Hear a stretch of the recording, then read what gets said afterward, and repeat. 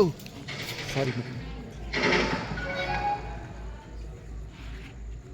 आम माटी आम जंगल सुरक्षा केते साहेब को बड़ धरिछु केते कोर मचरी लागिछु केते टंका पानी पर भइछु हेले लाभ कोन बेधरा देखा के छलवा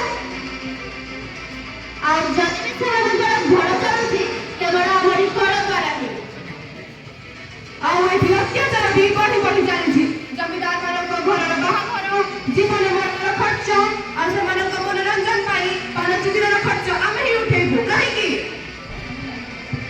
सेमाने आम दाना खाई आम कांधरे बसी आम रत्न सुसिबे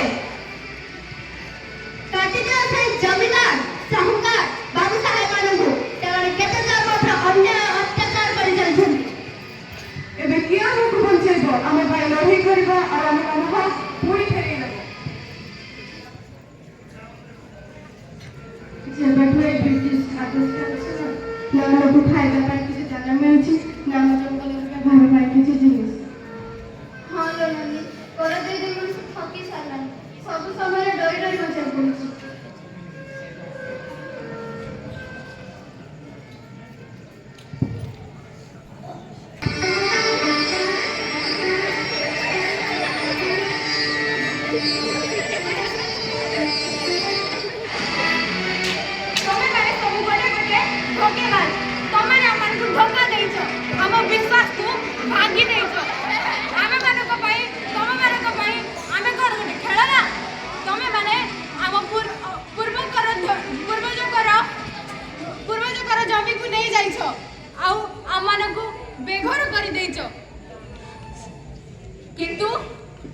किंतु एबे समय आसी जाइछि एबे मु तममानकु से जमी को फेरेबी मु तममानकु कथा देउछि ए जमी को फेरेबार कर्तव्य केवल मोर मु जाउछि सेमानकु ए पत्र दे के आसीबी हां आमे तो साथी रे अछु आमे तो साथी रे अछु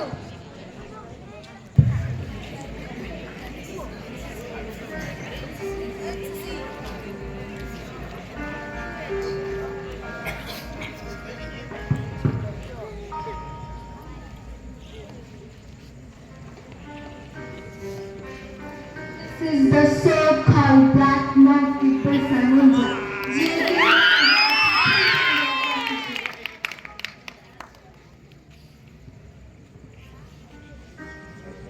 Into the forest level manukal leader baharichi. Birsa Munda, right? So application Sarkari Act against Rachi. Sarkar have to cancel policy. किंतु এটা তো অন্যায় हाँ you bloody Indian to murmur her job after mudar and useless কথা শুনে আপনি এসে সিয়ানে get lost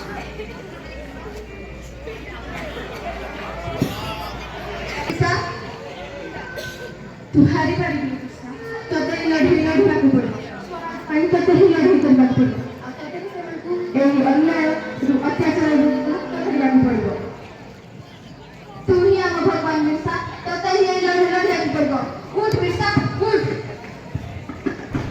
मा करबी मु आ तोरी पो है नाही मा मु ए माटी रखो मु आज छु माटी पाई निजकु मु आज ए माटी पाई निजकु दान दे दउ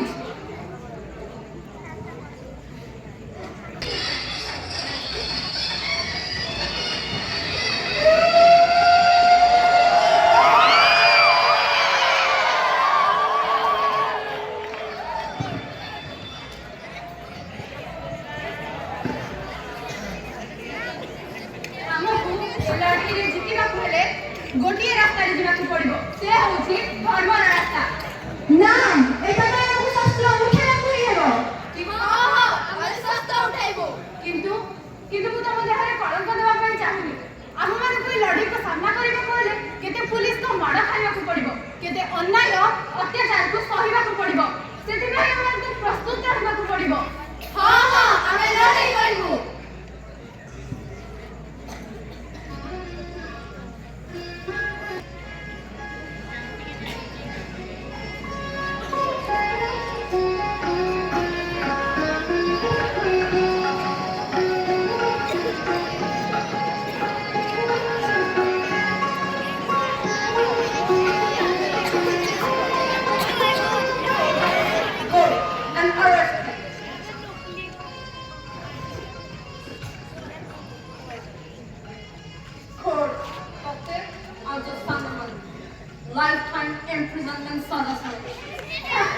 ତାହେଲେ ତ ମୁଁ ବହୁତ ଖୁସି ହେବି।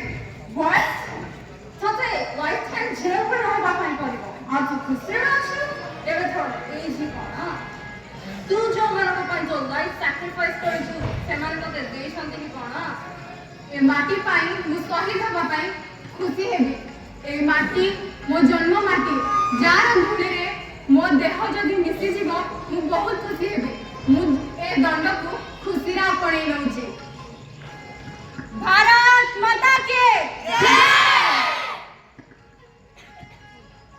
ଏକ ଶବ୍ଦହୀନ ସନ୍ଧ୍ୟା, ଜଙ୍ଗଲର ଶାନ୍ତି ଭଙ୍ଗ ହୋଇଛି। ବିର୍ସା ମୁଣ୍ଡା ଏକ ଅଦ୍ୱିତୀୟ ପ୍ରେରଣା ଭାବେ ଜଙ୍ଗଲବାସୀ ଲୋକଙ୍କ ମନରେ ଜୀବନ୍ତ ରହିଛନ୍ତି, ଯେଉଁଠାରେ ସ୍ୱାଧୀନତା, ସାହସ ଏବଂ ସଂକଳ୍ପର ଆଲୋକ ସଦା ଚମକିଥାଏ। ଧନ୍ୟବାଦ।